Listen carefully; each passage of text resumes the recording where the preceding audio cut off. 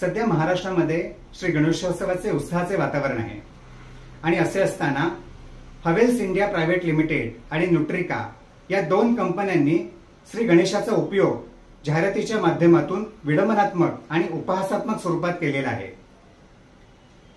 प्रभादेवी येथील सेंचुरी बाजार चौकात हवेल्स इंडिया प्रायव्हेट लिमिटेडने गणपतीचे डिजिटल फलक लावला आहे।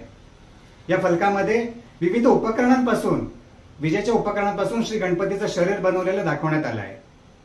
तर न्यूट्रिका या कंपनीने खाद्यतेलाच्या जाहिरातीमध्ये कॅनला गणपतीचे हात, पाय आणि मुकुट स्वरूपात दाखवलेला आहे। या विडंबनाचा हिंदू जनजागृती समितीच्या वतीने आम्ही तीव्र शब्दात निषेध व्यक्त करत आहोत। आज बघितलं तर या जाहिरातीमुळे श्री गणेशाच्या पावित्र्याचा अपमान झालेला आहे। क्रिएटिव्ह जाहिरातीच्या नावाखाली हिंदूंच्या श्रद्धेचा उपहास करण्यात आलेला आहे।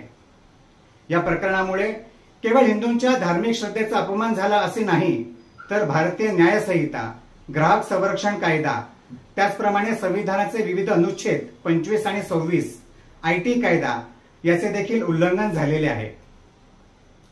आज कोट्यवधी हिंदूंच्या धार्मिक भावना दुखावल्या गेल्या आहेत। यासाठी हिंदू जनजागृती समितीने अधिवक्त्यांच्या माध्यमातून या दोन्ही आस्थापनांना कायदेशीर नोटीस बजावली आहे।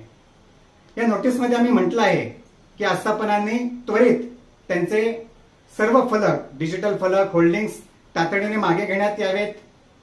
त्याचप्रमाणे बिनशर्त क्षमायाचना हिंदूंची करावी, असे विडंबनात्मक जाहिरात पुन्हा कदापि करणार नाही अशी लेखी हमी या आस्थापनांनी हिंदूंना द्यावी।